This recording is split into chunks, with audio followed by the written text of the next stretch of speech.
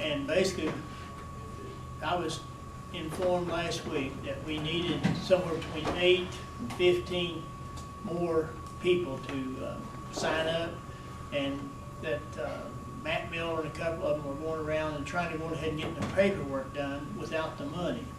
And my conversation with the Mr. Ellis was, since you've already obligated $50,000 for this project on behalf of Rock Springs Coal, would you be willing to go back to your board and see if they would give us a check, us being the Branchville Midkiff PSD, in the amount of $2,000, which would be more than enough to cover the sign-up fees of $100 per customer in order to meet that. And he said he would do that. And I guess we're somewhere waiting for that, to see that happens. I told him that once he got it done, just that way out of 50,000, then his remaining 48,000 could be sent to, as the project, to the Branchville Midkiff as the project, that he just used 2,000 to help get the sign-ups up. They told me this morning that we had 110 people that had paid and 70 that had signed that they needed help. Okay. Well, once to get his $2,000 check, that would take care of that, I believe. That was our intent. I told him make it up to 20 because I wasn't sure the number when I talked to Matt Miller. I have went to every house I thought, but there are still names on there that I don't know where these people live. Well, it was did back in 2005, I think, with a whole different. And we have 19 on there are empty houses. I know, that's what I've been told. Yeah, it's sad, but I can't figure, nobody seems to know how do you get those removed once it's into the process without taking a chance on starting all over again. Of course, Mike may add to that, that's what they've told me anyway. So we just set out with the idea that we would meet the 80% of the total possibility and move from there. Yeah, as far as funding, are we okay other than Yeah, the that? funding's there, it's just a matter of meeting that 80% seems to be the holdup. One thing that you are allowed to do through the Public Service Commission is talk to these folks that can't afford it right now, and you can set them up on a payment plan. Legally, they are on the system, and legally they have signed up.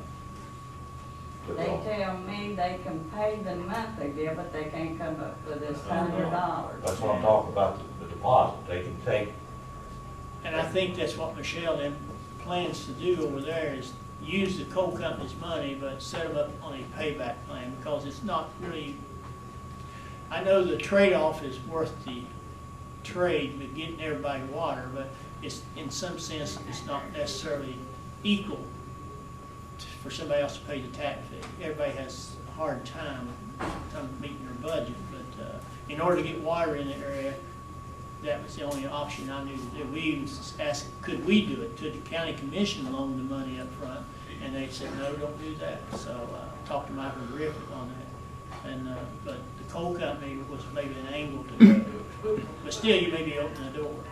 There were some people said they'd be willing to just pay another just to get the water.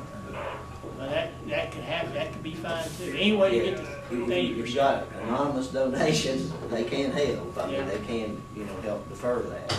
But I think what Charles is saying, having that money available from the coal company, that takes care of that, so we can move on to the next We're step. almost on top of it to make it happen. We're not going to let up on it. We appreciate your all's help too. So Mike, once you process the paperwork and you say that there's 128 houses, and say 18 of those houses are not lived in at that point, and some are never going to be lived in. Oh, no, some You of can't- them you can't go are back fall and- down.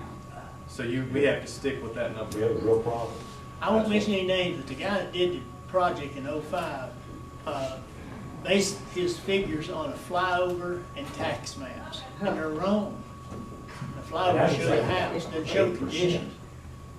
So, yeah, we finally got that information from the engineering outfit about 2 or 3 weeks ago. That's how it happened. So they had later driven the route, because that's why I accused them of never driving. They finally come back with figures saying, yeah, we drove it. This last time they did, they set down below my house under the hill there, and they never got out. I don't think they even seen the house across the creek, because the trees is high. And it definitely hasn't been a good project, for 2 or 3 reasons. We've had the money for 2 years, basically, assured of the money anyway. It's never there, but but the sureties is what we work on. Well, we thank you. All right, just hang in there, and we'll hang together. Are there a time limit on? Well, there probably is, if, with the infrastructure council, they got a guy that runs it, he wants pipes in the ground, and, if he can find, you know, if he sees people dragging their feet, he would take that money and move it somewhere else, but in this case, I think we're safe, as long as we get it done in the next 6 months probably. Yeah, that's the problem is the time of, if you delay the project, it costs more. As more time goes on, it's gonna cost you more and more, so with the ARC grant we got, I think that's gonna be there as long as we're going that direction, but as we look at how much money you have to